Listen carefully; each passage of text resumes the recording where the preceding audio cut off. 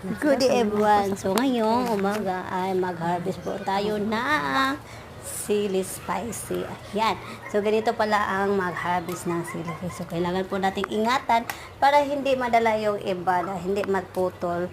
Ang iba na hindi pa hinog. So ayun na nga. Iisang puno lang to ng sili.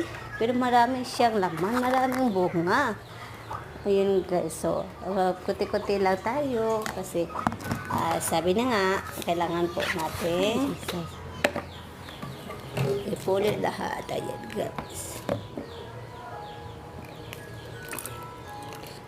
Kailangan po natin ingatan.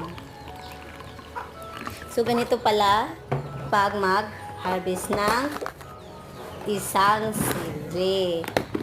So ang kailangan lang po natin ay ingatan sa pagkuha ng sili spicy. Ito ay magagamit sa pagluluto at